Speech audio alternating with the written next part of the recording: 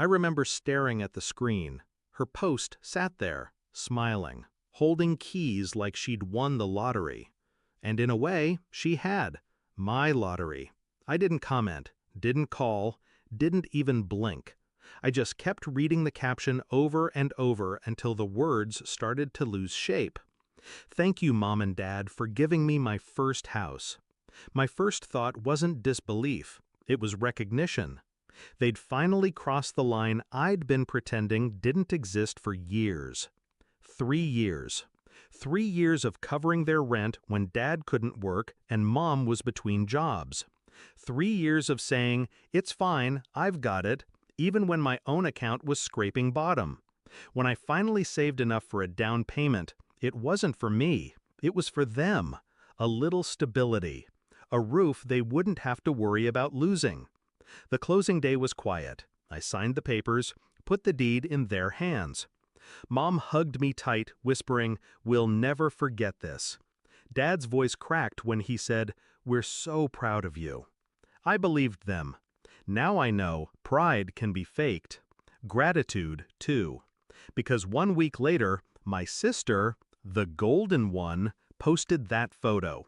The one that told me the house I bought wasn't mine anymore. It was hers. I didn't ask questions. Questions give people time to build lies. Instead, I started collecting facts. County property records are public. It took less than 10 minutes to confirm the deed had been transferred. No sale, no mortgage. Just a gift from my parents to her. I called my bank, checked every payment I'd ever made. Every cent was mine. Every document had my name on it. Until it didn't. I sat with it for a week. Not angry, not crying, just quiet. Because I knew something they didn't. In their rush to give her my gift, they'd made one mistake. A fatal one. See, I didn't just buy the house, I paid the taxes up front. And I never took my name off the insurance. Technically, my name was still on the title history as grantor, and the insurance still listed me as the sole point of contact, which meant the house wasn't untouchable. The plan came together in layers. First, I paid a visit to the insurance company, told them I wanted to update my coverage, better protection, higher premiums. They were happy to oblige.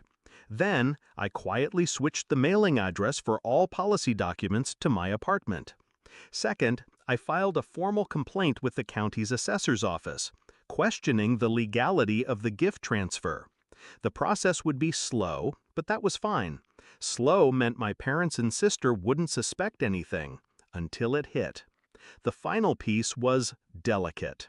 My sister had no idea how to handle homeownership. The lawn started to grow wild. She left trash cans on the curb for days. So I called the HOA, anonymously. Every violation stacked fines on the property. Fines she thought were my parents' problem. Fines my parents thought were hers. In reality, they were mine. By the end of month 3, the house was bleeding money. The HOA was threatening legal action. The insurance premiums had tripled because of risk factors, and the county had frozen the title transfer pending review of my complaint. That's when I called a meeting. Living room, Sunday afternoon. They were all there, Mom, Dad, and my sister, perched on the couch like a queen. The tension was thick enough to taste.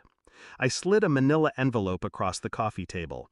Inside, copies of every document, every payment I'd made, every fine they'd racked up, and a formal letter from my lawyer. "You have 2 choices," I said, calm as a surgeon. 1, sign the house back to me. Today. 2, I let the county void the transfer, foreclose on the unpaid fines, and take the house entirely. My sister laughed first. "You wouldn't!" I cut her off. I would, and I'd still sleep fine. Dad tried to reason, but his voice wavered. Mom started to cry. I just sat there, watching them realize they'd underestimated me. It took them all of 20 minutes to fold. Signatures on the papers, title back in my name. I didn't gloat, didn't yell, but when my sister stormed out, slamming the door, I let myself smile. The next day, I sold the house. Cash offer. Closed in 2 weeks. I didn't tell them until the moving trucks pulled up. Mom called, begging to stay just a little longer. Dad tried guilt, reminding me of everything they'd done for me. I let their words wash over me like static. They taught me something valuable. Love without respect isn't love at all. And trust, once broken, never repairs. When I walked away from that house for the last time, I felt lighter. Not because I'd won, because I'd stopped playing their game. They lost the roof I gave them. I gained the freedom they'd been costing me for years. And that, to me, was worth far more than any house.